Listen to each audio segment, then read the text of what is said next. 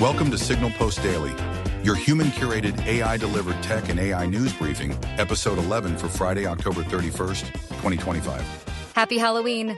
I'm Jess, and I have to say, today's lineup is a lot more fun than usual. Right? I'm John, and you know what? We're keeping things light today. No doom and gloom. We've got space visitors, moon missions, AI surprises, and free games. Let's start with something truly cosmic. Ooh, cosmic. You mean the Interstellar comet? Exactly. So 3i Atlas just re-emerged from behind the sun, and here's the fun part. It brightens significantly during its journey. Wait, hold on. It just passed behind the sun? Like, it was literally hidden from us? Yes. These interstellar visitors come from outside our solar system, and when they get close to the sun, they can brighten dramatically. NASA spacecraft have been tracking it. Okay, but here's what bugs me. And I know it's Halloween, so hear me out. Could this be aliens signaling us? Ha! I love the energy. But no, this is just physics. When a comet gets heated by the sun, its surface material vaporizes and creates that brightening effect. Yeah, I know. But you have to admit the timing is suspicious. It's Halloween. It's coming from deep space. It's brightening mysteriously. I mean, I get it. But this comet could be billions of years old. Scientists think it might be the oldest comet ever observed, potentially carrying materials from before our solar system even formed. Okay, so it's basically a cosmic time capsule? Essentially, yes. That's actually the real story here. This thing gives us a window into how our solar system formed. We're talking about pristine materials that have been traveling through interstellar space. But wait, if it's that old and coming from outside our system, how do we even know it's not, I don't know, carrying something unexpected? That's where the mystery gets interesting. 3i Atlas is so rare that every observation helps us understand these objects better. The brightening we're seeing tells us about its composition, its structure, how it's responding to solar heating. So astronomers are basically getting a free masterclass in comet physics right now? Exactly. These interstellar objects, they don't follow the normal rules of solar system bodies. They've been shaped by different forces, different environments.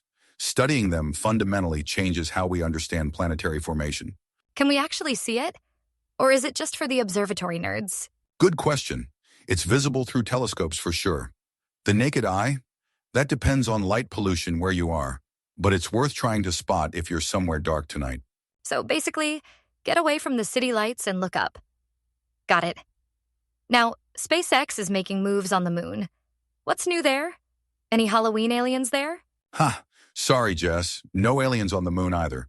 SpaceX has proposed a simplified plan for Artemis 3. They're saying they can get astronauts to the moon faster and safer than the original approach. Faster? We've been waiting forever for this. What does simpler actually mean? Well, the Starship human landing system is already being developed, but now they're optimizing the mission architecture to reduce complexity. Instead of multiple refueling missions and complex orbital rendezvous, they're looking at a more direct approach. Help me out here. Are they simplifying because they actually found a better way? Or because the original plan was unrealistic? That's a fair question. I think it's a bit of both, honestly. SpaceX does tend to iterate on its plans, but in this case, they're saying they've learned things from Starship test flights that allow for optimization. And is anyone else even close to doing this? Like, is Blue Origin nipping at their heels here? Not really. I mean, Blue Origin has lunar lander ambitions, sure, but SpaceX is in a completely different league right now. They're the only private company that seems remotely positioned to land humans on the moon in the near term. So NASA basically has to keep betting on SpaceX? Essentially, yes. SpaceX has the infrastructure, the experience with rapid iteration, and frankly, the proven track record with Starship test flights. No other U.S. company is close to that operational capability. What about international players? Are the Chinese ahead of us here? China has lunar ambitions, sure, but this is about U.S. capabilities for Artemis, which is specifically American. SpaceX is the realistic option, and honestly, their willingness to iterate quickly, to test, to fail and fix, that's become a competitive advantage. All right, enough space talk. Tim Cook just promised us something big, and I'm skeptical. Ah, yes, the new Siri. Cook confirmed during earnings that a revamped, smarter Siri is launching in 2026 under Apple Intelligence. Wait, how many times have we heard new Siri is coming before? Yes, fair point. But Cook is specifically tying this to a broader AI integration strategy. Apple's adding more AI models beyond their OpenAI partnership. So they're hedging their bets? They're not just relying on OpenAI? Right. Cook hinted that Apple wants to work with multiple AI providers to give users more options and flexibility. Is this just marketing speak, though? Like, we've heard promises before. I mean, I understand the skepticism, but tying it to their earnings announcement, their quarterly guidance, that suggests they're committed. They're publicly committing to 2026, which means they've got timelines and probably prototypes already. What does more personalized actually mean, though? Break down that corporate speak for me. Basically, the new Siri should understand context better. It'll know more about your preferences, your routines, your apps, your communication patterns. Interesting. Think of it like Siri finally understanding you as an individual user, instead of just processing voice commands. So it's basically catching up to what Android already does? Ha! You're not wrong. But coming from Apple, it should feel pretty polished and well integrated across the ecosystem. And the multiple AI providers thing? What does that actually look like in practice? Good question. It could mean you choose which AI handles which task. Maybe Claude for creative writing, another provider for analytics. Users get options instead of being locked into one vendor. All right, let's talk about video generation and Halloween chaos. OpenAI updated Sora. They did. The big news is that Sora is now available in the US without an invitation. You can just sign up and start using it. Wait, what?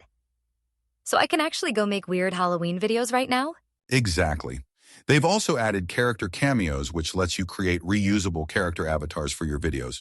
Okay, so imagine creating a character and then using it in multiple videos. That's actually pretty cool. But also, yikes. Yikes, how? Well, I mean, deepfakes. Character avatars on Halloween. The internet is about to get weird. Fair point. I mean, there are definitely content moderation concerns here. But here's the thing. Is OpenAI doing anything to prevent abuse, or are they just opening the floodgates? They have content policies, but enforcing them at scale with video generation? That's genuinely hard. I think they're trying, but it's a legitimate concern. So basically, Halloween 2025 is when AI video generation becomes the internet's primary tool for creating chaos. Got it. I mean, people will be creative, let's put it that way. But the Character Cameos feature is actually pretty elegant. You build your character once, and then you can reuse it. That lowers the barrier for content creators. Are there payment tiers for this? Or is it just free? They have paid options if you want more video generations. There are credit systems for different tier levels. So they're monetizing the chaos. Smart. Really, OpenAI? Releasing this on Halloween specifically? Perfect timing for engagement, right? Ha, sure, let's go with that. All right, final story. Let's talk about free games. Epic Games is giving away horror titles for Halloween. 2 games, actually. Five Nights at Freddy's, Into the Pit and Bendy, and The Ink Machine are both free on the Epic Games Store right now. Okay, so on Halloween, they're offering games about scary mascots and creepy ink demons? I mean, the timing is perfect. Both of these games are genuinely unsettling, which is kind of the point. Are these worth playing? Or is this just giveaway filler? No, both of these have solid fan bases. Five Nights games are known for tension and resource management. Bendy is more atmospheric horror. Should listeners download these just because they're free? If you like horror games, absolutely. And honestly, getting them free is a great way to try franchises you might not otherwise pick up. You spend nothing and you get a couple hours of solid entertainment. Well, and we should mention, we do a full gaming podcast every week. Tomorrow we're diving into what's coming this holiday season. Exactly. Christmas is ramping up, so the gaming podcast is heating up with all the holiday releases and what's worth your time. So listeners should definitely tune in tomorrow for that full breakdown. Absolutely. And speaking of staying connected, what would help us out? Your feedback. Send us your thoughts, questions, or Halloween tech takes. Email us at feedback@signalpostdaily.com. We read everything. We really do. And honestly, your questions shape what we cover. If you're curious about something, let us know. Whether it's alien comets or AI video chaos, we want to hear from you. You can also find us on YouTube, Instagram, and TikTok at Red Mesa Studios. Slide into our DMs for Trick or Treat. Thank you, friends, for listening to Signal Post Daily. Stay curious, stay skeptical, and enjoy this spooky tech Halloween. Bye-bye.